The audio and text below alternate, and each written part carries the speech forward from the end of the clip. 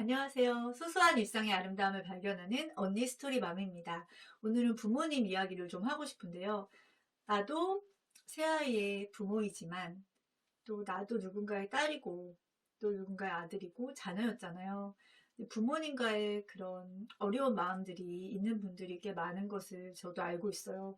저도 부모님을 좀 미워했던 적도 있고 지금도 좀 부모님에 대해서 생각하면 이 가슴 한켠이 되게 걱정되고 막막하면서 한동안은 또 막 엄마가 밉고 아빠가 밉고 막 그랬던 적도 있고요. 그리고 지금도 약간 아빠를 생각할 때 마음 가운데 좀 불편한 마음들이 있어요, 사실. 근데 그게 좀 과정이라고 생각을 하고, 근데 내가 부모님, 저는 그 생각이 들더라고요. 부모님도 불완전한 인간이고, 나처럼. 나도 내 자식에게 정말 최선의 사랑을 다 주지만, 그거는 내 나름의 사랑이잖아요. 근데 자식은 그것을 어떻게 받아들일지는 또 다른 문제니까, 내가 아무리 아이를 사랑하고 잘 해준다고 할지라도, 그것이 자식에게 잘 전달될 것인가. 그건 또 다른 부분이라고 생각해요. 그리고 내 안에 해결되지 못한 그런 부모님에 대한 부분들이 있다면 그게 좀 자식과의 관계도 좀 막는 부분이 있거든요. 그래서 제가 두 가지 버전으로 이거는 제가 진짜 진심으로 일기를 쓴 거여서 그걸 좀 같이 읽어드리고 싶은데요. 첫 번째는 이제 그 브런치라는 곳에 제가 글을 올리기 때문에 그거를 조금 짤막하게 제가 길게 쓰진 않거든요. 두 번째는 이거는 좀 신앙적인 그런 부분이다 보니까 조금 더 깊이 들어간 것 같아요. 그래서 그걸 쓰다가는 사실 제가 약간 얼굴이 이런 게 약간 눈물이 좀 많이 나왔었어요. 솔직하게 그것을 썼는데요. 혹시 신앙적인 부분에 좀 부담이 있으신 분들은 관심이 전혀 없다. 그러면은 이 앞부분에 그냥 일반적으로 쓴 그 부분만 공감하실 수도 있고 안 하실 수도 있는데 그 부분만으로도 된다고 생각이 들고요. 그래서 좀 한번 읽어보도록 할게요. 제목은 그럼에도 부모님께 감사하는 것들. 지금의 나 됨은. 얼마 전 질문을 던지고 대답을 들으면서 이어가는 강의를 하였다. 강의 중에 삼남매 사진을 보여주다가 어린 시절 생각들이 새록새록 올라왔다. 주말마다 시골에 갔던 추억들. 그 당시에는 토요일에 오전 수업이 있었지만 한 달에 3번 정도는 항상 결석을 했고 거의 매주 담임 선생님의 허락하에 우리 가족은 시골집에 갔다. 도시에 살지만 시골아이 정서가 있었던 것은 부모님 덕이지 싶다. 개울에서 다슬기 잡으면서 놀았던 기억, 꽃반지를 만들며 산을 돌아다녔던 시절, 처음으로 참외서리를 해봤던 순간, 시골 장기자랑에 나가서 상을 받았던 추억이 있다. 공감 능력에 대한 강의를 하다가 병아리를 길렀던 에피소드가 생각이 났다. 작은 가게에 딸린 방에서 살았음에도 우리가 원하는 것은 부모님이 마음이 어리셔서 되도록 수용해 주셨던 기억이다. 학교 앞에서 병아리를 사와서 몇 번 길렀고 닭이 된 적도 2번 있었다. 새도 길러서 알을 낳았고 메추라기도 길렀었다. 바쁘신 와중에도 강아지도 길렀었으니 살림과 장사를 병행하시며 우리까지 챙기셨던 엄마는 얼마나 바쁘셨을까. 아이들이 원한다고 다 해줄 수 없지만 우리의 바람을 들어주고 싶으셨던 것 같다. 형편이 좋지 않았음에도 어려운지 모르고 컸으니 정서적인 면에서 풍족하게 자란 것이 감사하다. 엄마 아빠께 매를 맞은 기억이 거의 없다.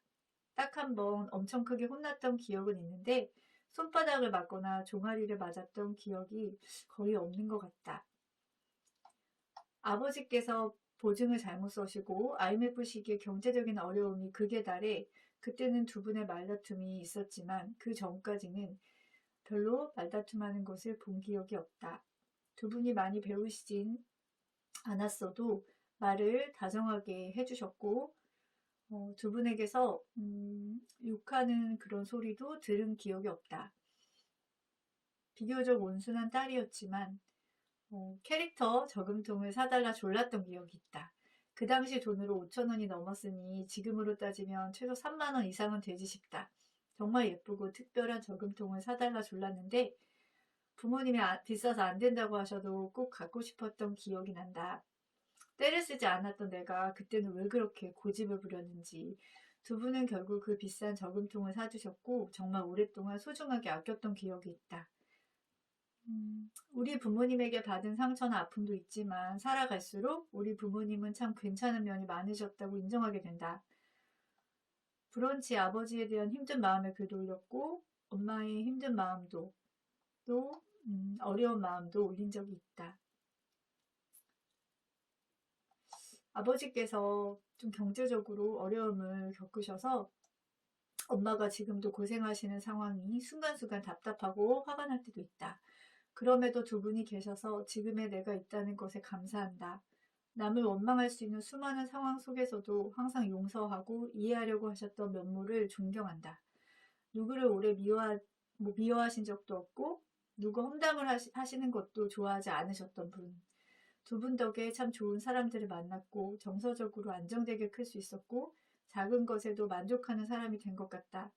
그리고 신앙이란 선물을 유산으로 주신 것에 대한 깊은 감사를 드린다. 아무리 힘들고 지치고 어려운 상황에서도 흔들리지 않는 믿음을 갖게 해주신 것. 그 무엇보다 큰 축복임을 느낀다.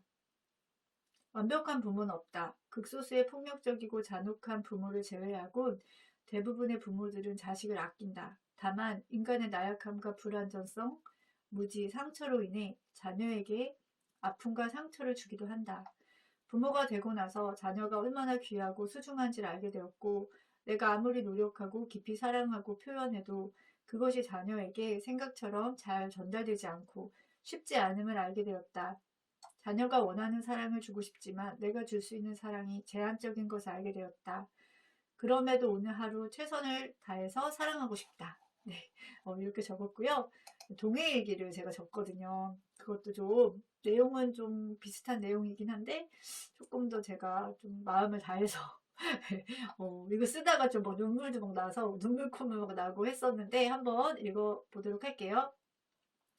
부모님에 대한 속상함과 답답함이 있을 때도 있다. 최근에 부모교육 강의를 준비하고 예를 들면서 두 분에 대한 감사한 마음이 크게 올라와서 울컥했다. 정서적인 안정감을 주신 것도 감사하고 두 분께 말로 상처를 받은 적이 없었던 것 같다. 경제적으로는 어려웠지만 가난에 대한 상처가 남지 않은 것도 두 분 덕이지 싶다. 무엇보다 어린 시절 교회로 인도해 주신 것에 대한 감사한 마음이 정말 크다.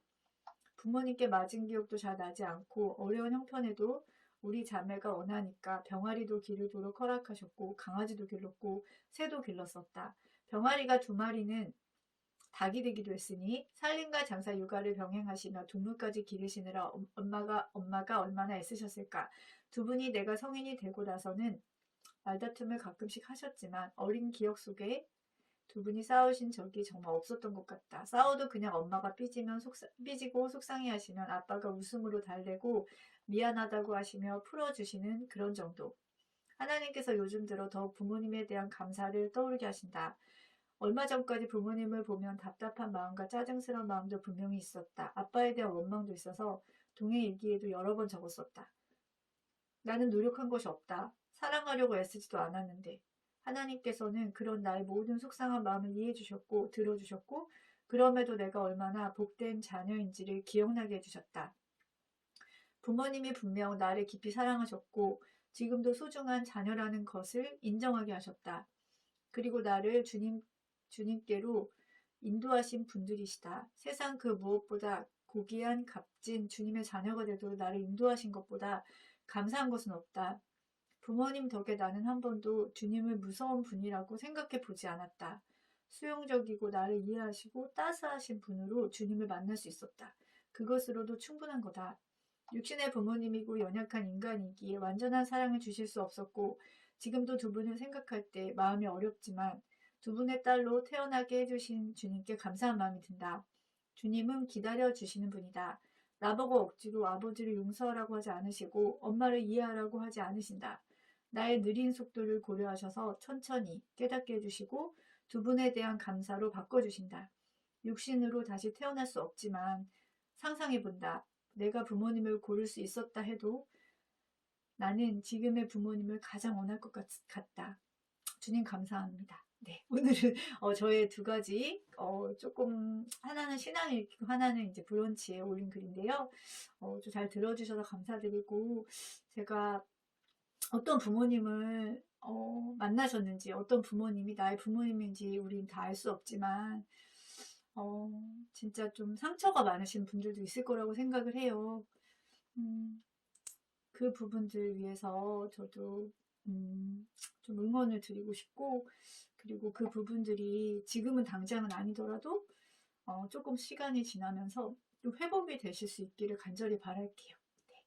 그래서 또 부모님 관계뿐 아니라 내 아이와의 관계도 막힌 것이 없이 투명하고 또 서로 깊이 좀 더 사랑할 수 있는 그런 관계가 되시기를 꼭 바랄게요. 네, 바랍니다. 감사합니다. 언니 스토리맘이었습니다.